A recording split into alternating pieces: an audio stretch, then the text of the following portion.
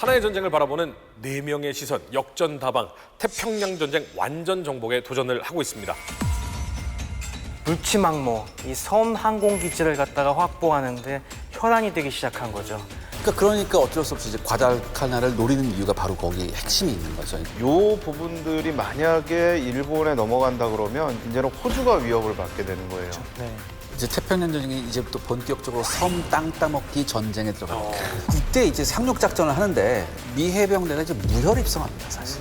무혈? 예, 과달카날이 떨어졌다고 하니까 진짜 충격에 휩싸이게 됩니다. 빨리 저기 수송선들부터 격침을 시켜야겠다라고 행동에 들어가게 되는데 그게 바로 사보섬 해전입니다. 산소어뢰가 뭐예요? 여기서 일본의 결전병기 93식 어뢰가 등장합니다.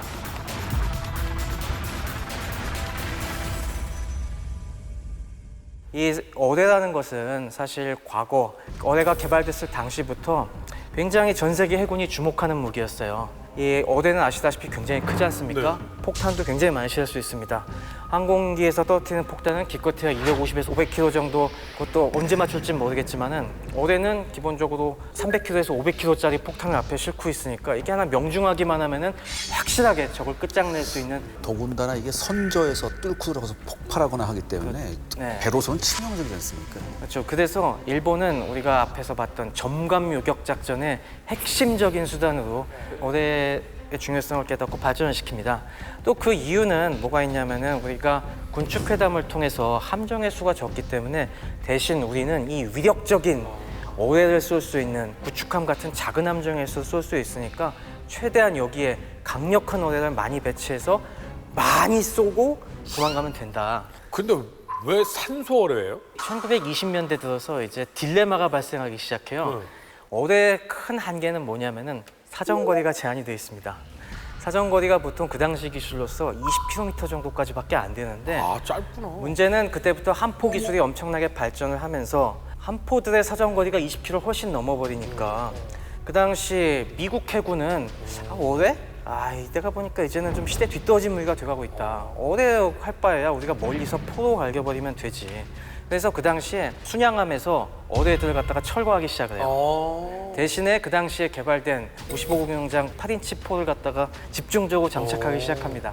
이 소식을 듣고 일본이 깜짝 놀래요. 미군이 이제 어뢰를 포기하기 시작해? 그럼 우리 어떡하지? 라고 하는데 왜? 일본 입장에서는 땡큐 아니에요? 걔들도 그 당시에는 벤치마킹을 열심히 하고 있었기 때문에 우리가 시대에 뒤떨어진 무기를 계속 붙들고 있는 게 아닌가 하는 생각이 들었어요. 이 어뢰 그러면 어떻게 사정거리를 늘릴 수 있을 것인가 하는 해법으로 그전부터 얘기가 되어오던 게 그 당시에 추진 방식이 여러 가지가 있지만은 기본적으로는 안에 공기 탱크가 있고 이 공기 탱크에서 연료를 연소시켜 갖고 그 추진 가스로 프로펠러를 돌려 갖고 앞으로 나가는 것이거든요. 근데 이 공기 대신에 훨씬 더 산소가 많은 아주 압축산소를 갖다가 집어넣으면 고압산소를 갖다가 집어넣으면은 획기적으로 사정거리를 늘릴 수 있겠다 하는 생각을 그전부터 하고 있었어요. 많은 열강 해군들이. 폭발적인 연소가 일어나니까. 그렇죠. 굉장히 기술적으로 어려워서 이거 해야 돼 말아야 돼라고 하는 생각을 하고 있었는데 그때 영국에 보냈던 이제 기술진들이 놀라운 첩보를 얘기해 줍니다. 영국에서 산소호를 먼저 개발해서 배치했대.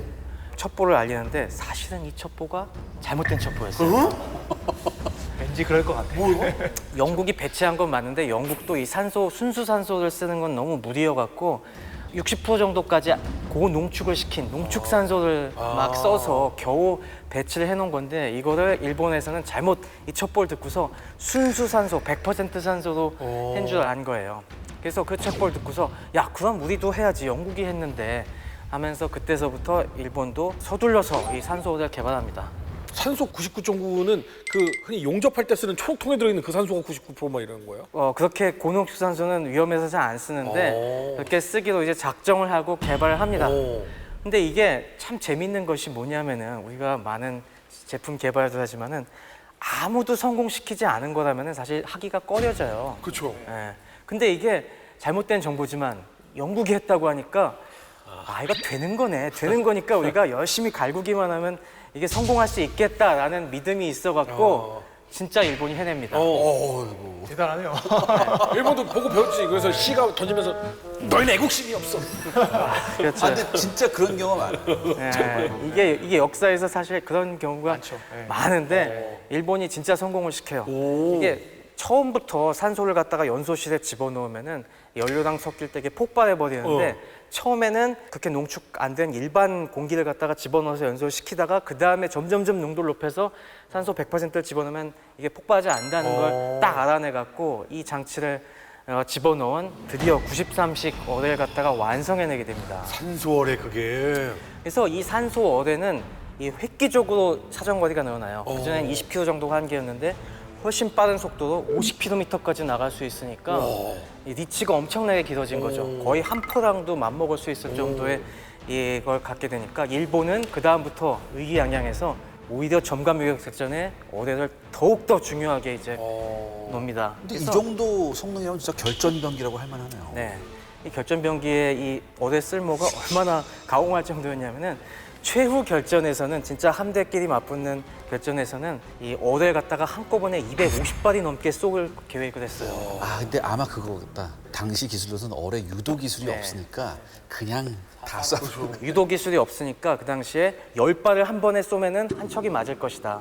그러니까 한꺼번에 250발 이상을 쏘면은 적의 주력함들을 빨리 격침시킬 수가 있다. 이런 식으로 약간 계획을 세웁니다. 수중 머스킷 보병 부대 같은 느낌인데. 적절한 비유입니다. 네, 네, 진짜. 그래서 이런 산소어를 갖다가 장착한 이 순양함들을 바로 이 사보섬역에 투입을 한 것이죠. 오, 재밌다. 그래갖고 이 계획대로 이 밤에 거의 자정이 다 된 시각에 쭉 들어가요. 미군 입장에서도 굉장히 이제 안이하게 생각했던 것이 이 밤중에 설마 일본 애들이 이렇게 들어올 것인가. 더군다나 해전에서의 야간전. 일본은 사실 그 이전에 야간 전투에 대비한 많은 전술을 개발하고 있었거든요. 비행정들이 떠서 적 함 위치를 발견하면은 지역에 예광탄을 쏘고 또 앞에 가면은 순양함들이 쫙 서치라이트를 비춰갖고 일제히 이제 사격 관제를 하면 그 지점을 향해서 함포와 어뢰를 갖다가 쫙 발사한다는 연습을 엄청나게 해왔기 때문에 여기서 그 진가가 딱 발휘가 됩니다. 그래서 새벽에 미끄러져 들어가서 실제로 이 사보섬 전투는 40분 정도밖에 지속이 안 돼요. 딱 보고서 재빨리 쏘고 팍 날리고 잽싸게 이제 돌아간 전투인데 이 사이에 굉장히 많은 미군 그리고 다른 호주군의 많은 순양함들이 주르륵 침몰이 됩니다. 이때 중순양함 4척이 격침이 되는 이제 참패를 하게 되죠. 그러니까 일본군이 나름 그 항공모함이 아닌 함대 결전을 하려고 했던 이유가 있군요. 준비를 많이 하고 이런 뭐 산소호라는 결전병기가 있었기 때문에. 야간 전투 훈련도 많이 하고. 여기서도 이제 재미있는 부분이 있는 것이 미드웨이 해전이 준 트라우마가 여기서 작용을 합니다. 분명히 기습에 성공을 해서 또 결전병기를 이용해서 압도적인 승리를 거뒀잖아요. 근데 이제 우리 미카와 제독이 빨리 도망가자. 왜? 미드웨이에서 미국 항공기들에게 다 털린 생각이 나갔고 언제 이거 항공모함이 언제 항공모함이 와서 우리를 때릴지 모르니까 빨리 도망가야 된다. 그래서 많은 부하들이 아니 제독 여기서 돌아가면 어떡합니까? 지금 저기 아직 수송선들이 많이 남아있는데 우리가 빨리 다시 가서 저것들 격침시켜야 됩니다고 했을 때 아니야 불안하다. 우리 빨리 그냥 가자. 아니 일본군 지휘관들도 보면 가끔씩 소심한 지휘관들이 있어요. 다양한 군상들이 있는 것 같아요. 그렇죠? 아니 근데 그렇게 한번 당하면은 그때가 제일 무서워. 못하죠 진짜. 사람이 진짜 제가 무서움을 이제 공포심이 굉장히 강하거든요. 그래서 아는데 사람이 제일 무서울 때가 언제냐면 무서운데 가는 데까지는 그래도 어떻게든 버텨요. 근데 누군가가 으악 하고 도망가기 시작하잖아. 하나가 도망가기 시작하면 그때가 제일 무서워. 으악 하고 그때부터 도망가는 거거든. 근데 제독이 도망가자 라고 하는 순간 꽁지 빠지게 도망가는 거잖아. 뭐 꽁지 빠지게 정도는 아니지만은 그냥 일격일탈이죠. 그냥 딱 해서 곧장 이제 사보섬을 돌아서 다시 원위치하게 되고 그래도 일본 입장에서는 엄청난 승리를 거둔 거죠. 거의 뭐 피해를 안 입고 미 연합군의 중순양함 4척을 격침시켰는데 당시에는 더 많은 함정을 격침시킨 거라고 생각하고 그래서 드디어 미드웨이의 치욕을 우리가 이제 여기서 씻었다라고 하면서 의기양양했죠. 근데 중요한 게 순양함들이 다 부서졌다면 박살났다면 이 육지에 있는 상륙한 병사들을 지킬 해군 함대가 없다는 거잖아요. 그렇죠. 그러니까 해병대는 이제 무혈 입성해서 밤에 이제 보고 있었어요. 해전 막 날아다니는 거 보고 있는데 갑자기 이제 우리한테 물자 줘야 되는 수송선이 도망가 버린 거예요. 수송들이 도망가 버렸어요? 네, 물자가 없어. 근데 역시 해병대인 게 그 상황에서 멍 때리지 않고 바로 이제 방어 진지를 구축하고 한 일본군이 한 80% 정도 완성했던 비행장을 열심히 이제 만들기 시작을 합니다. 그래서 그때 이제 일본군이 버리고 갔던 롤러도 사용을 하고 해가지고 한 4일 만에 이제 비행장을 만들고 그래서 이윽고 이제 미 비행기들이 와서 비행장을 이제 가동을 시켜요. 근데 이제 그 비행장은 일본군은 이름을 못 지었는데 이제 미군은 미드웨이에서 전사한 해병대 이제 소령 비행 파일럿 이름을 따서 핸더슨 비행장이라고 이름을 짓고 아까 이제 최 박사님께서 말씀하신 불침 항모를 미국이 여기서 만들어 버린 거죠. 비행장을 왜 빨리 서두르지라고 했더니 미군 공군이 도착할 수가 있군요. 그렇죠. 엄청난 장점이 있죠. 왜냐하면 제공권을 통해서 제해권도 이제 일대에 어느 정도 장악을 할 수 있고 또한 이제 지상 작전에서도 지상군을 지원해 줄 수 있는. 그러니까 그때 불침 항모를 장악하고 나면은 비행기가 날아가는 그 섹터만큼 어떻게 보면 작전에 훨씬 더 유리해지는 장점이 있기 때문에 서둘러서 이제 비행장을 만들기 이제 시작해서 완성을 시킵니다. 재밌는 게 한 70% 완성이 이미 돼 있는 데다가 80% 정도. 예. 80% 완성이 돼 있고 롤러 놔두고 갔고 롤러에 넣을 기름 놔두고 갔고 예. 이 죽 써서 개준다는 말이 아주 정확하게 들어맞는. 미국은 완전 땡큐네요. 진짜 공사에 필요한 시간도 절약하고 딱 좋은 전략적 위치에 중요한 패를 박아놓은 거니까 여기를 기점으로 해서 반격의 기틀을 마련하게 되죠. 근데 아까 이 80% 비행장 짓던 조선인 노동자들하고 얼마 안 되는 일본인 경비대는 일본에서 수송선이 와서 데려간 게 아니잖아요. 그럼 어디 숨어 있는 거예요? 도망갔습니다. 과달카날 섬 반대쪽으로 도망간 거예요? 네, 그렇죠. 그래서 과달카날 좀 볼 필요가 있는데 네. 과달카날의 이제 면적이 이렇게 작아는 보이지만 제주도 정도 되나요? 제주도 한 3배 정도 됩니다. 제주도의 3배라고요? 예. 엄청 크네. 저 밑에 보면은 이제 산지가 있는데 해발 고도가 2,000m가 넘어요. 진짜 제주도를 옆으로 3개 붙여놨다고 생각하시면 그렇죠. 됩니다. 네. 중간에 딱 한라산이 정확한 있듯이. 표현이네요. 엄청 크네. 그래서 저 남쪽에 있는 지형은 거의 절벽이어서 접안이 불가능하고 저 북쪽에 있는 곳에서 사실 상륙이 가능한 지점들이 되게 많습니다.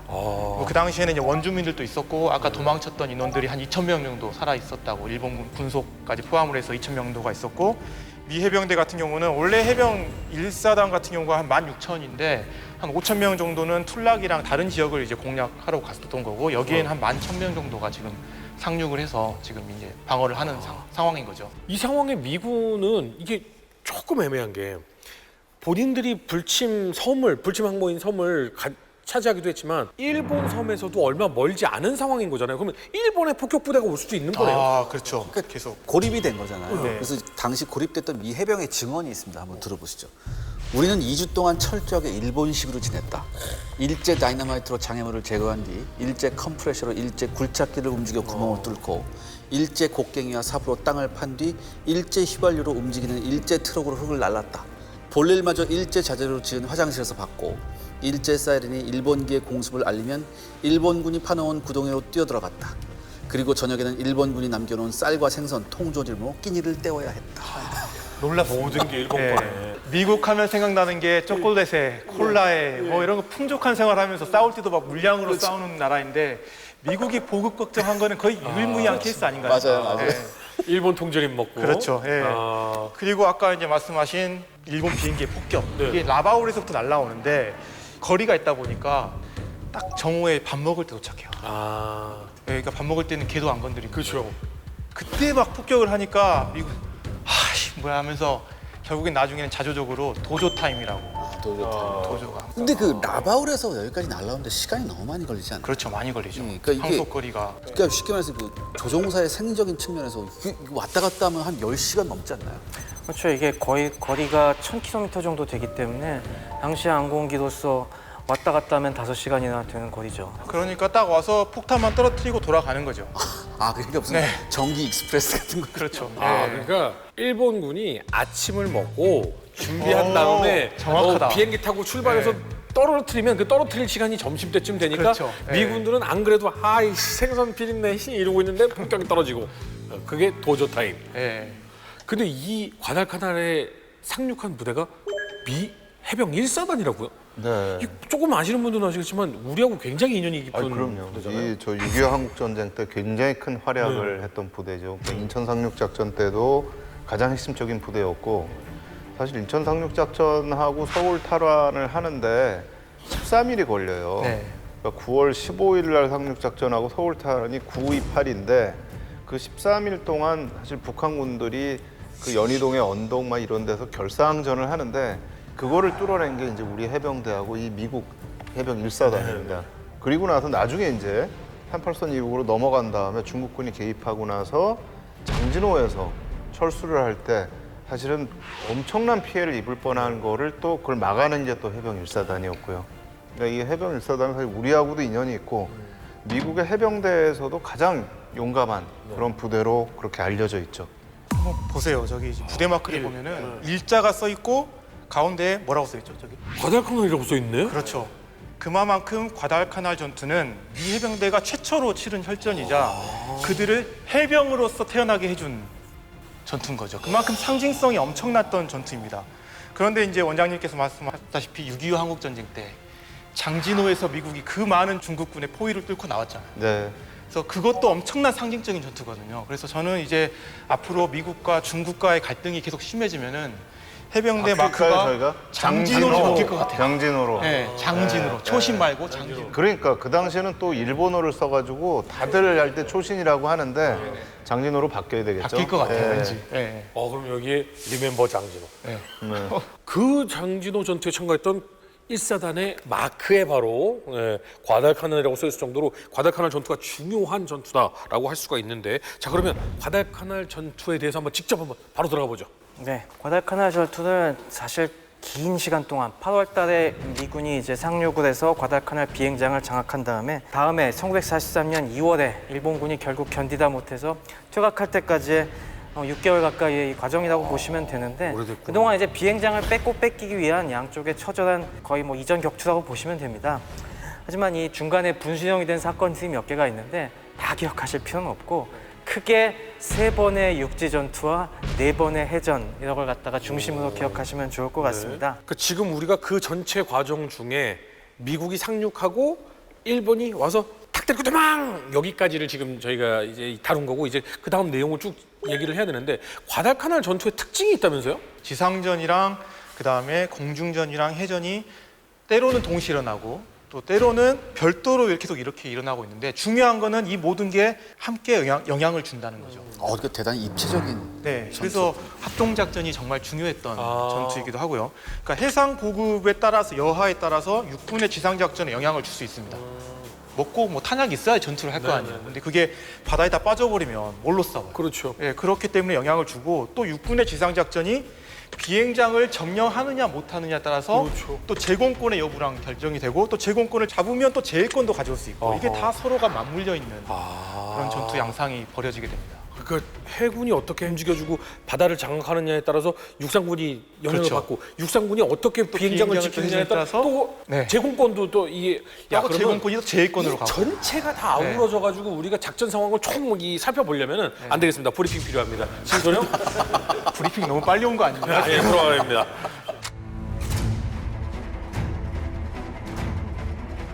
과달카날을 탈환하기 위해서 일본군은 급하게 2,300명 규모의 이치기 지대를 파견을 합니다.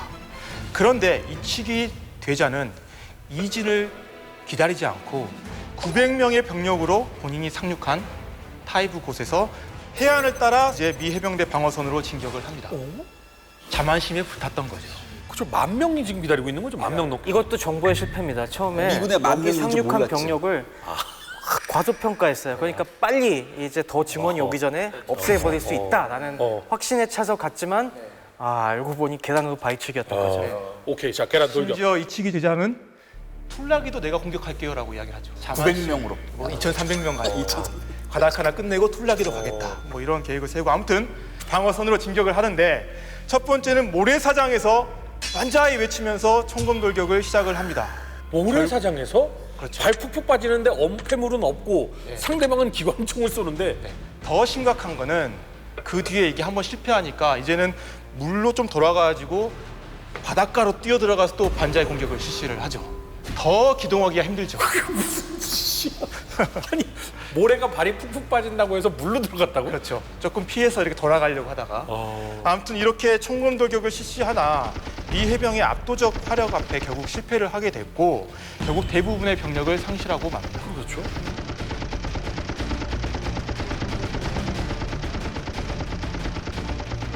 그리고 이제 이어서 이제 오게 된 가와구치 지대가 또 오게 되는데 파견을 하게 되는데 그 당시에 또 바다에서는 솔로몬 해전이 이제 일어나게 됐고 솔로몬 해전의 결과로서 이제 항모전에서 쌍방의 손실이 있었으나 미군이 이때 부분적으로 제해권을 가져옵니다. 그래서 낮에는 미국이 제해권을 가지고 오고 밤에는 일본이 이제 제해권을 갖는 그런 형태가 이제 진행이 되는데 그때 일본은 낮저 밤이네요. 그렇죠. 네, 그래서 이제 가와구치 지대는 남아 살아있던, 그러니까 이진이 또 왔잖아요, 그렇죠? 그래서 이제 남아있던 이치기 지대와 함께 6천 명의 이제 부대가 이번에는 해안가로 안 가고 남쪽의 정글로 우회해서 미 해병대의 방어선 아랫부분을 이제 공격을 하게 됩니다. 그게 바로 에드슨 능선이죠. 에드슨 능선입니다. 이른바 이제 블러디 비치, 피해 능선이라고 부르는 이곳에서 엄청난 혈전이 벌어지게 됐고 가와구치 지대는 결국 엄청난 피해를 입은 채 공격에 실패를 하게 됩니다. 그리고 이제 폐장병들을 이끌고 정글을 뚫고 이번에는 동쪽으로 가는 게 아니라 네. 서쪽에 있는 저기 보이는 이제 커컨보나로 이제 고난의 행군을 하면서 도망을 치게 되는 거죠. 아, 이치기 가와구치 무다구찌래냐 잊지 말아야 되겠는데. 네네네.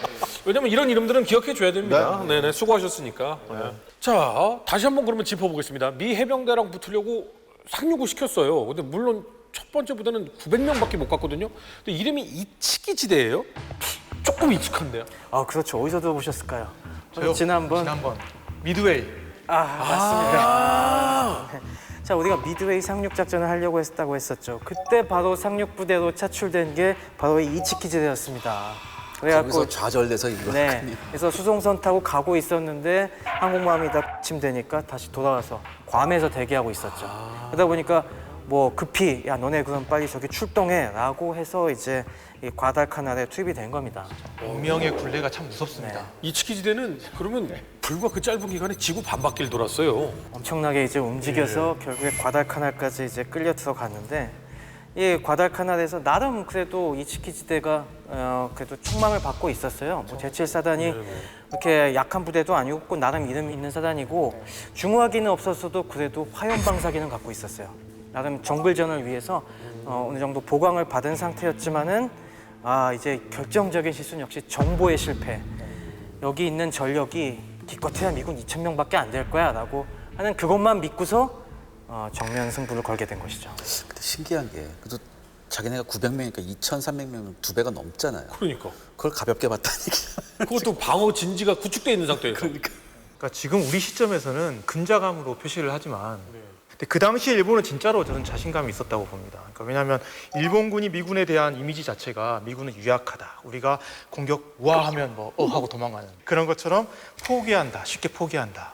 그다음에 용기가 없다. 이런 게 이제 일본이 가지고 있던 미국에 대한 전형적인 이미지였거든요. 그러니까 남방작전에서 한번 그런 미군을 그렇죠. 봤었고 한 번 그다음에 경험을 했고 또. 그다음에 네. 중일전쟁에서도 일본군이 싸운 상대가 대부분 네. 돌격 한 번만 하면 모래성같이 무너지는 적들이 대부분이었기 때문에 아마 일본군들이 그런 생각을 가졌을 수도 있을 것 충분히. 같아요. 예. 물론 그런 거 경험을 통해서 배울 수 있습니다. 근데 방금 전에 미드웨이에서 쎄 맞고 왔는데 미드웨이는 해군이에요. 그러니까 이런 거죠. 해군이 당한 이런 거죠. 것이나 이건 육군이죠. 우린 육군이다.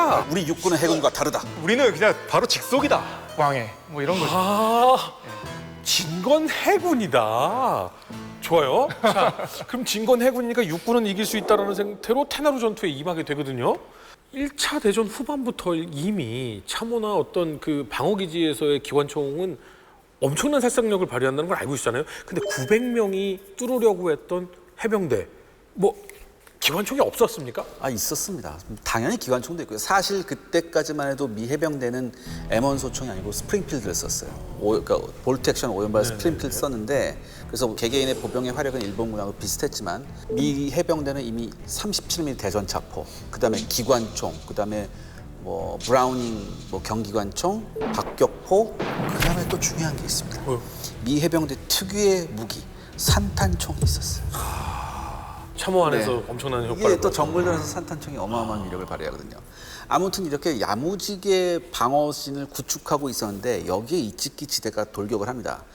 917명이 왔는데 이제 한 100명 정도 남겼고 800명이 돌격을 하는데 일본군 야습의 원칙이 있어요. 기도 비닉을 위해서 야간에 사격을 하면 안 돼요. 내 위치를 들키지 네. 않기 위해. 그래서 총검만 꽂고 돌격을 하는데 기도 비닉을 위해서 사격을 하면 안 되지 않습니까? 그런데 돌격하면서 반자인은 해야 돼요. 적은 눈은 있는데 귀는 없다고 생각한 건가요? 네. 그래서 딱 가서 이럽니다. 야, 밤이니까 총을 쏘면 안 돼. 그러면서 반장. 돌격하는 그 출발하는 시점까지 조용히 가다가 뛰어갈 때부터는 소리 지르고 막 가는 거죠. 그러니까 미비 해병대 얘들아 온다. 갈겨라 그런 거죠. 갈기는 거죠. 아니 근데 웃으면 안 되는데 아니 너무 웃기잖아 사실. 아니 자기 위치를 걸리지 않기 위해 총을 발사하진 않는데 소리는 지른다라는 게 이건 기본 누가 생각해도 이상하지 않나? 그리고 곧 일본군 앞에 일본군은 경험해보지 못한 화력 쇼를 봅니다. 네. 기관 총탄이 그렇게 많이 날아올 줄 몰랐대요. 그러니까 거기 살아남은 사람의 증언이 있거든요. 눈앞에 무슨 불꽃이 펼쳐지는데 중국 전선에서도 못 봤던 장면입니다. 그리고선 좌우를 둘러봤더니 이미 내 동료들은 없다예요. 그리고 자기도 총 맞고 쓰러졌대요. 불과 10여 분 만에 전부 모든 병력이 다 갈려버립니다. 그 화기의 내용만 봐도 일본군 1만 명이 와도 안 될 것 같은 느낌이 좀 들었었는데. 그 다음에 기관 총탄만 쏟아지는 게 아니라 박격 폭탄, 대전차 포탄, 고폭탄 다 쏟아지니까. 일본군도 뭐 아예 그걸 그런 현대전에 무지했다기보다는 중화기를 그렇게 단시간에 많이 끌고 왔을 줄은 예상을 못했던 이 것이죠. 또한 정보네요. 네, 결국엔 아직까지 미국과 싸워본 적이 없잖아요, 제대로. 예. 그래서 결과가 포로로 15명이 잡히고요. 생존자 20명 빼고는 전멸합니다. 800명이. 여기서 이제 이 해병대는 사실 일본군이 올 거를 이미 알고 있었습니다. 그러니까 그 전부터 호주가 이제 현지 원주민들을 이용해서 해양 감시대를 편성을 해서 운영을 하고 있었고, 그 해양 감시대 중 한 명이 이제 일본군한테 잡힙니다. 그래서 이제 일본군 이치기 대자가 직접 신문을 하면서 해병대 정보 다 불어 했는데 끝까지 안 불고 결국 결박당한 상태에서 총검으로 이제 목에 딱 찔리고 이제 방치되는 거죠. 근데 이 사람이 살아 있었어요. 네, 죽지 않고 살아 있었는데 그걸 뿔고 그 와중에 뛰어가지고 일본군 왔습니다 하면서 정보 알려주고 이제 기절해서 이제 딱 쓰러지는데, 그런 정보가 있었기 때문에 해병대가 더 어떻게 보면 준비를 할 수 있었던 거고, 이 사람은 나중에 이제 미국에서도 훈장받고 영국에서도 훈장받고 나중에 영국에서는 이제 기사 자위까지 받는. 살아서요? 살아서요. 네, 그러니까 사실 그런 영웅이 있었기 때문에 또 이런 결과도 나왔다는 부분이 이제 가끔 보면 의미가 있는 믿거나 거죠. 말거나 뭐 이런 프로 보면은 이제 뭐가 이렇게 꽂혔는데 기적적으로 생명에 지장 없는 곳을 뚫어가지고 살았다 막 이런 것처럼 목에 칼이 꽂히고도 살았다. 옆으로 또 벗겨놨겠죠. 이렇게. 예. 근데 지금 이제 육지에서는 사실은 이렇게 미 해군이 잘 막고 있는데 제해권을 두고서는 낮저 밤이 일본은 낮에는 안 되는데 밤에는 이기는 치열한 공방전을 펼치고 있었던 거네요. 그러니까 이게 이제 중요한 건 일본도 지금 보급을 실어 날라야 되잖아요. 네. 그래서 이때 일본 나온 게 도쿄 익스프레스라고 해가지고 밤에 조금씩 구축함을 이용해서 보급품을 전달하는 겁니다. 일본 해군들이. 일본군 자체는 뭐 생쥐수송이라고 했대요, 자기들은. 몰래 간다. 진짜 미드웨이에서 그 당했던 트라우마가 컸나 봐요, 정말.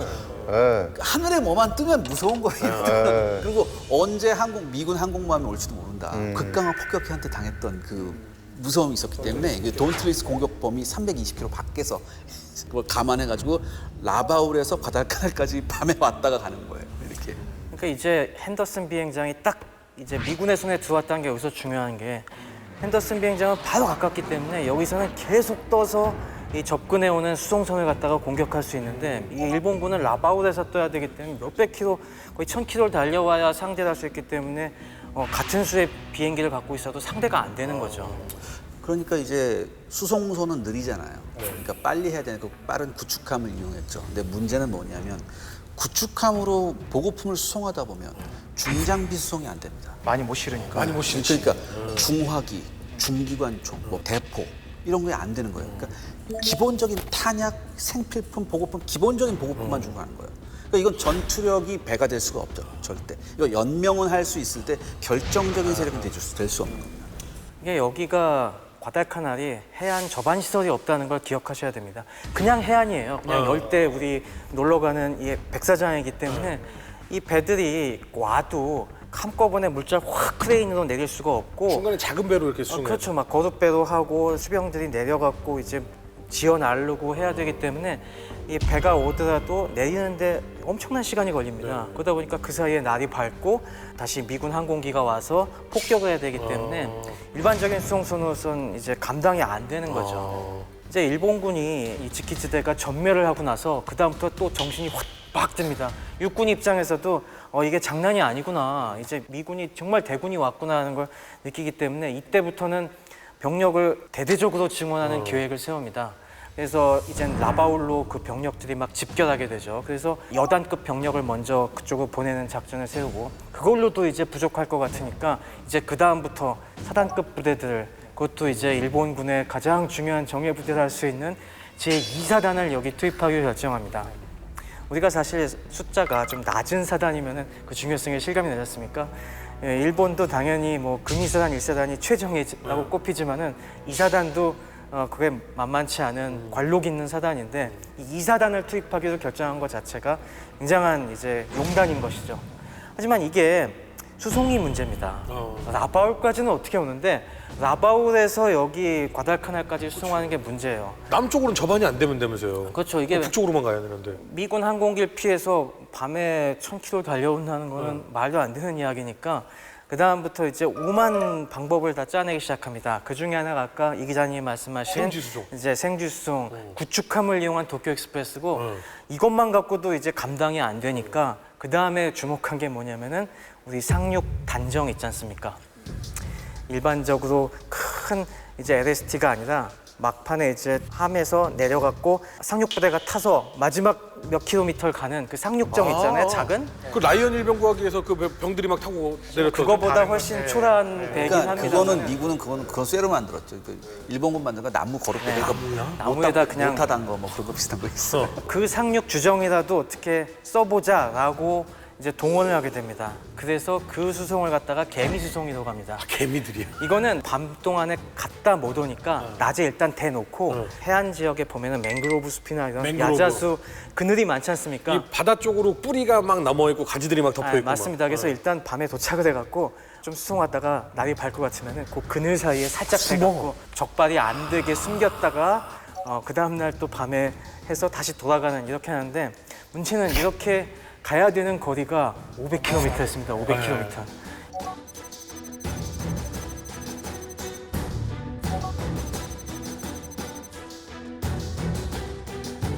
이런 거의 거룩배 같은 걸 가지고 500km를 가야 되니 이게 수송이 제대로 될 리가 있습니까? 그래서 그 다음 투입된 것이 가와구치 지대인데 가와구치 지대가 이 방법으로 수송을 시도합니다만은 3분의 1밖에 성공하지 못합니다. 가와구치 지대도 일부는 그렇게 가고 일부는 또 다르게 가는 거죠. 그렇죠. 구축함으로 갔던 부대들은 다 살아서 왔고 저 방법으로 왔던 부대들은 3분의 1이 이제 죽게 되는 거죠, 바다에서. 예. 그러니까 공격당한 게 아니라 그냥 워낙 작고 초라한 배 갖고 너무 멀리 예. 가니까 예. 500km를 가려면 이거 상상처럼. 그것도 예를 들어서 강을 가는 것도 아니고 바다를 가는 건데.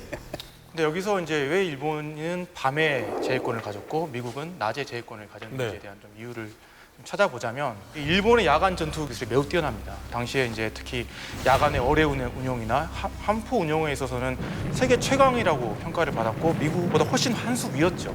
근데 게다가 더 중요한 거는 그 당시에 미국의 남태평양 지역군 사령관이 이제 곰리 제독인데 아까 제가 설명했던 이 사람 성격 자체가 되게 소극적인, 모험을 싫어하고. 그래서 니미츠는 어떻게 이 사람을 평가를 하냐면 너무나 패배주의에 젖어 있는 사람이다.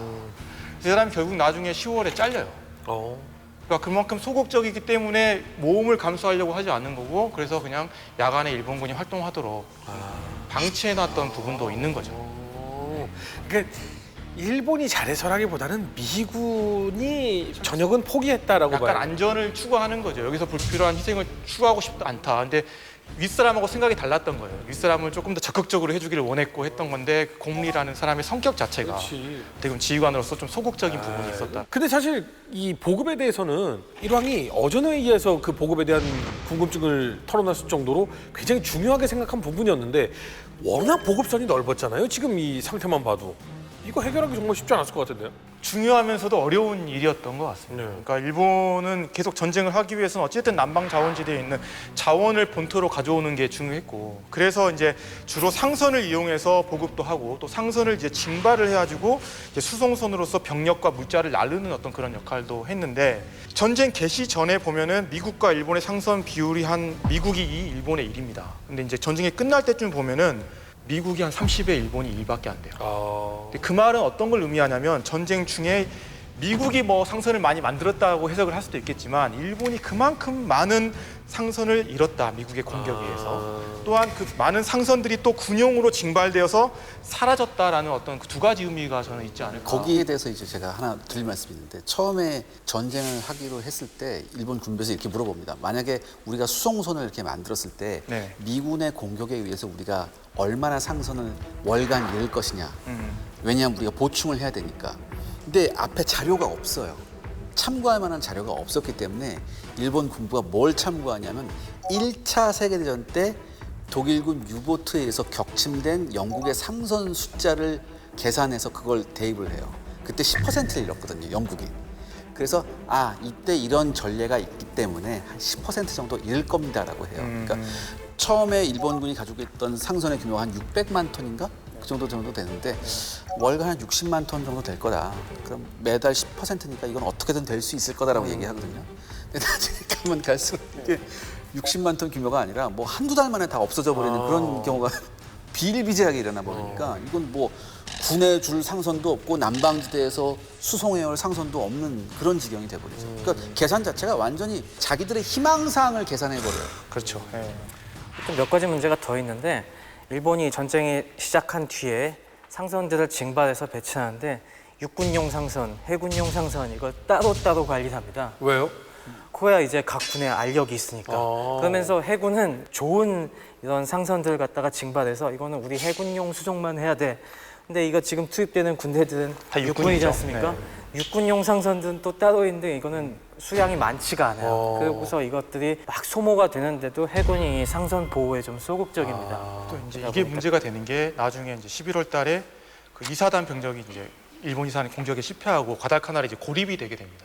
그래서 이제 일본 참모본부 입장에서는 선박을 좀 많이 좀 징발해줘야 돼. 37만 톤 정도는 해줘야지 우리 육군 지금 죽어가고 있는데 보급해줘야 된다라면서 참모본부에서 엄청 주장을 하는데 정부나 육군성에서는 좀 거절을 합니다.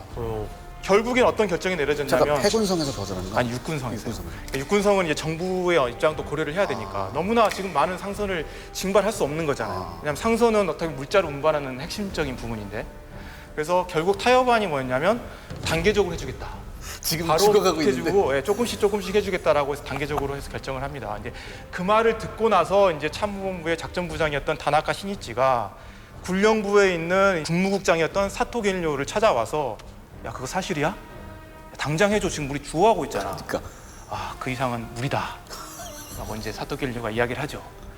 그러니까 서로 이제 감정이 격해져가지고 주먹다지로 엄청 치고받고 싸웁니다. 그리고 이제 다음 날 도조 히데키 수상이 이제 육군 대신의 자격으로서 딱 회의를 하죠. 그러면서 선박 징발에 대한 회의를 이제 주제로 안건으로 회의를 합니다. 그때 또 이제 다나카 시니치가 계속 요구를 하죠. 빨리 해주십시오 하는데 도조가 힘들어 안 돼. 라고 하니까 이제 다나카 시니치가 바카로 하면서 수상한데? 나와버리고 다음날 전출 가죠. 잘려가지고. 잘리는구나. 네. 그러니까 이게 그냥 단순히 웃고 넘길 에피소드는 그래, 전혀 아니고 그러니까 이 과달카날 전투가 도대체 일본에게 무슨 의미의 전투였는가를 좀 생각을 해봐야 돼요. 왜냐하면 전략적으로 볼 때는 남방 자원지대를 확보해놓고 계속 자원을 보내서 어떻게 보면 자존지휘 확립을 계속 해야 되는 거잖아요. 네. 근데 그렇게 그걸 위해서 중요한 수단인 이 선박을 계속 징발하면서 다 침몰시키면서까지 이 전투를 할 필요가 있었느냐. 이제 그런 어떤 의미는 좀 우리가 해석을 해볼 필요가 있는 거죠. 처음에 과달카날이라는 얘기가 나왔을 때 육군은 도대체 거기가 어디야라고 했을까? 네. 그렇죠. 보통 그럴 네. 것 같아요. 네. 그러니까 그렇게 중요해? 그럼 너는 해군 지금까지 뭐 했어? 왜냐하면 그때까지 미드웨이에서 진 걸 잘 몰랐다고. 그렇죠. 네. 일본의 함급을 나누고 이 위계적인 생각을 했는지를 보여주는 단적인 예가 이런 게 있습니다. 자, 제가 퀴즈를 내겠습니다. 구축함은 군함일까요, 아닐까요? 부담이죠. 당연히 군함 아닙니까? 우리가 당연하게 이렇게 구축함도 군함이지. 그럼 잠수함은 군함일까요, 아닐까요? 당연히 군함이죠. 이거 너무나 당연한 왜 질문이었습니까? 근데 일본군의 관점에서 군함이 아니었습니다. 일본군의 딱 해군령에는 군함은 순양함까지가 군함이다. 전함 순양함. 그 이하는 그냥 함정이다. 보조함이다. 네, 우리가 항공모함은 어떻나요? 항공모함은 군함입니다.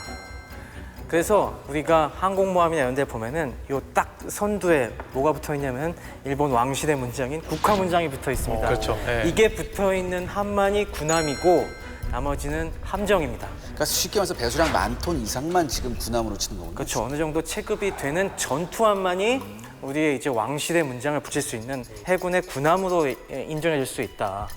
그러니까 이 다 같이 애써 싸우는 사실 구축함이라고 해서 피를 안 흘리는 것도 아니고 오히려 더 굳은 일을 해야 되는 이런 배들은 한 단계 격화시켜서 보는 감정이 있었다는 거고 그런 일본 해군이었으니 이 상선이 배로 보였겠습니까? 저건 그냥 우리의 필요를 위해서 쓰는 그냥 소모품들 이런 관점이 들어가 있으니까 상선의 보호에 철저하게 무시를 하게 되는 거죠. 그러니까 이게 제가 조금 여기서 드리고 싶은 질문이 일본 육군 요문령에 보면은 보급에 기대하지 말고 즉각적인 빠른 공격으로 모든 전투를 승리로 이끌라고 했거든요. 그러니까 보급에 기대하지 말라는 건 어떻게 보면 대단히 무서운 일이에요. 근데 이런 똑같은 육군의 전술이 해군까지도 지금 거의 비슷하게 적용된다. 크게 다를 바가 없네요. 설명을 들어보니까. 사실은 오늘 과다카날 그 라인을 봤을 때 보면 과다카날이 이렇게 뾰족하게 튀어나왔다 그랬잖아요. 그 일직선 라인까지만 육군은 먹어도 된다라고 생각하고 해군은 이제 치고 나가야 된다라는 거였던 것 같은데 어찌됐든 이 상황이 되니까 이거 육군으로서는 그냥 계속 갈려나가는 상황. 그러니까 보급을 해야 돼. 그렇죠. 미국은 보급을 막아야 돼. 지금 이거 부딪히는 상황이잖아요. 네네. 그래서 미국은 어떤 방식을 좀 채택을 합니까? 미군은 과달카날의 전투를 갖다가 화력전으로 봤습니다. 이제 일본군의 인명을 무시하는 반자의 돌격은 우리가 화력전으로 찜질을 해줘야지라는 생각을 갖고 있었기 때문에 비행장을 중심으로 일단 뭐 철저하게 많은 폭격기들이 두들겨주고 또 강력한 포병을 여기다 배치해서 어느 방향으로 밀고 들어오더라도 결국에 집중적인 화력으로 격퇴시킨다는 이런 대응책을 세웠습니다. 처음에 이치키 지대가 실패한 다음에 가와구치 지대가 똑같은 길로 간 건 아닙니다. 당연히 일본도 그 길로 가면 실패할 거라고 알아갔고 다른 쪽에 상륙해갖고 이제는 미군이 좀 방비가 호술할 것 같은 남쪽 밀림지대로 돌아서 비행장을 직접 찌르겠다라는 계획으로 행군을 해 들어가지만은 이것도 발각이 됩니다. 결국에. 그래서 물론 뭐 그것도 어느 정도는 기습이 성공을 했지만은 이 화력전에 밀려서 주춤하는 사이에 결국에 해병 증원부대가 도착을 해갖고 완전히 밀려버리죠. 그래서 이 가와구치 지대 공격도 사흘을 못 버티고 이것도 뭐 거의 여단급 부대가 투입됐지만은 700명의 전사와 실종자를 내고서 또 격퇴가 됩니다. 그러니까 이게 밀림을 통해서 가잖아요. 근데 예를 들어서 뭐 야전 식량 같은 경우가 그게 잘 없어서 건빵 말고는 없어서 꼭 밥을 해 먹어야 돼요. 연기 안 나게 하죠. 그러니까 연기가 나요. 그럼 미군 정찰기나 전투기가 이렇게 돌다가 저 연기 나네. 저기다 폭탄을 떨어뜨리는 거예요. 그러겠지. 그러니까 가다가 많이 녹아요. 또 전쟁이란 건 일단 경영이잖아요. 근데 보급이나 어떤 야전 식량 시스템에 이런 시스템 자체가 없고 그냥 전투만 신경 쓰면은 이런 거에 등한히 하잖아요. 근데 이런 등한히 하는 거 하나하나가 실질적으로는 전투력에 어마어마한 영향을 미치거든요. 그럼요. 근데 이걸 생각을 안 했었어요. 두 번째 또 뭐냐? 일본군들을 전멸시키고 나서 미군이 가장 먼저 하는 게 뭐냐면 그 전사한 일본군이나 아니면 일본군 포로한테서 이렇게 일기장 같은 걸 뺏는 거였대요. 왜냐면 얘네들은 무슨 생각하는가 이게 궁금하잖아요. 되게. 미국은 그게 참 대단한 네. 것 같습니다. 그러니까 전쟁 중에도 항상 기록을 중시하고 상대방을 좀 이해할 수 있게 노력하고 그러니까 상대방이 뭐 정부를 도시를 점령했을 때 가장 먼저 가는 곳이 이제 문서를 가지고 있는 기관들을 가서 그게 어떻게 보면 이제 제국을 경험했던 어떤 나라들의 특징인 것 같긴 한데 그러니까 딱 보니까 얘네들은 뭐 어떻게 살까? 그러니까 번역을 나중에 해보니까 얘네들도 무서운 거예요. 일본군도. 미군의 공격을 한번 경험해봤던 애들 쓰는 나는 저런 거 못 봤다. 그럼 나 내일 저기 나가서 죽으면 어떡하지? 공포가 가득한 글이 많은 거예요. 그러니까 여기서 미군이 깨닫는 아 얘네들도 인간이구나. 그렇지. 얘네들도 사람이구나. 근데 사실은 그런 과정에서도 지휘부의 무능, 지휘부의 잘못된 결정으로 계속해서 일본군들은 달려나가고 있습니다. 그럼에도 계속 돌격을 하고 있어요. 그래서 미국 입장에서는 야 이거 안 되겠다. 한 방에 좀 밀자라고 해서 헐시, 우리가 많이 들었던 이름이에요. 헐시가 등장을 하죠. 이제 아까 곰리제독이 일본 해군의 야습 작전에 대해서 소극적으로 대처하고 아무래도 희생을 갖다가 생각하면서 좀 주저주저하게 되니까 황소라고 별명이 붙은 이 윌리엄 홀시 제독을 네. 딱 이 지역에 책임자로 앉혀갖고 이제 우리가 뒤를 단단히 받쳐줄 테니까 걱정하지 말고 밀어붙여. 여기선 우리 미국이 물량으로 여기서 승부를 본다. 라는 지침을 명확하게 내립니다. 그래서 이때부터 해전도 굉장히 치열하게 바뀌어요. 이 서로 양쪽이 당장의 피해를 갖다가 걱정하지 않고 적극적으로 한 판씩 붙게 되고 그 과정에서 사실 미군은 함선에 있어서는 더 많은 피해를 갖다가 입게 됩니다. 오죽하면은 이 지역이 아이언 버텀 해역이라고 하겠습니까? 워낙 많은 군함들이 바닥에 가라앉아갖고 바닥에다 쇠 바닥을 깐 것 같다고 해서 이렇게 붙였는데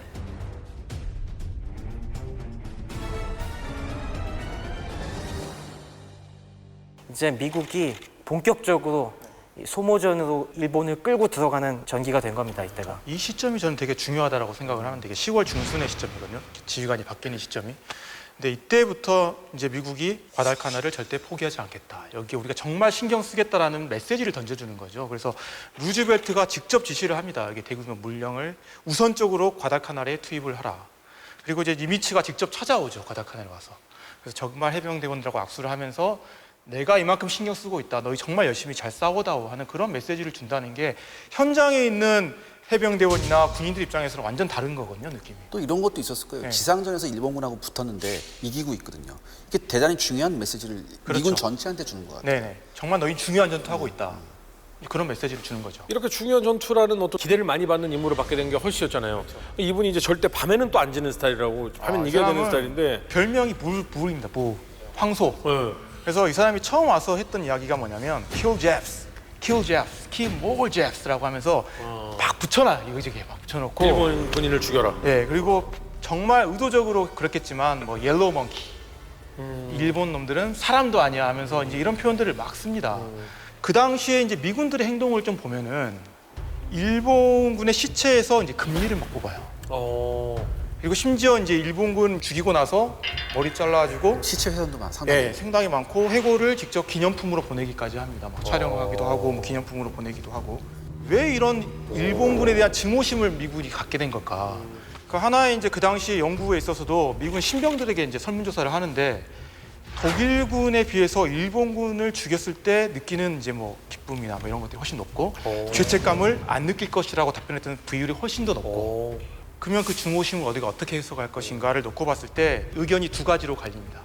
그래서 하나는 인종주의가 여기에 작용을 했다. 또 하나는 아니다. 일본군을 제대로 이해를 못했기 때문이다. 그러니까 문화적 차이를 이해를 못했기 때문이다. 왜 일본군은 저렇게 싸우는지에 대한 이해를 못했기 때문에 그런 증오심이 생겼다라는 두 가지 어떤 입장이 좀 지금은 대립하고 있는 그런 상황입니다. 그래서 이게 어떻게 보면 이제 문화적 관점에서 전쟁을 분석하는데 가장 단골 이슈인 거죠. 단골 메뉴이고. 그 다음에 이것도 있었을 거예요. 일단은 비겁함에 대한 치열한 적개심이 있었을 거예요. 선전포고에 관한 그런 것도 없었고. 그러니까 미국의 입장에서 보면 너무나 비겁한 공격이었다고 판단됐었거든요. 그러니까 저렇게 비겁한 이제까지 계속 우리 뒤통수를 쳤던 그리고 우리 20년 넘게 미국의 외교 정책에 사사건건 맞으면서 끝내는 우리가 석유도 주고 뭐도 되고 다 했는데 선생을 무시하고 끝내는 선생 머리통에 야구 배트를 휘둘렀던 저런 배응만덕한 선전포고도 안 했던 그런 거에 대한 어떤 그런 감정이 아니었을까. 그러니까 일반 군인들 입장에서는 그 비열함이라는 게 어떻게 느껴졌냐면 분명히 항복해서 백기 들고 들어왔는데 수류탄 들고 갑자기 아 진짜요? 네. 그런 경우가 허다했어요. 그런 경험들을 다들 이제 전파를 받고 이렇게 근데 이제 얘기하면서 이들은 무조건 말살해야 된다라는 걸로 그런 바뀌어가고 걸로 생각을 하는 게 일본군은 포로를 잡으면 안 그 된다. 맞아요. 뭐 이런 것들. 그때부터는 포로를 잡을 이유가 없죠. 네. 자, 근데 과달카날 지금 이제 이 전투에 대해서는 쭉 들어보면 어느 정도 흐름은 이제 마무리가 돼가는 것 같은데 이제 일본군이 더 이상은 안 된다. 총공세로 한 방에 끝내야 된다라고 준비를 하는데 여기서 등장하는 중요 인물이 있다면서요? 바로 이 사람입니다. 쯔지 마사노부라는 사람.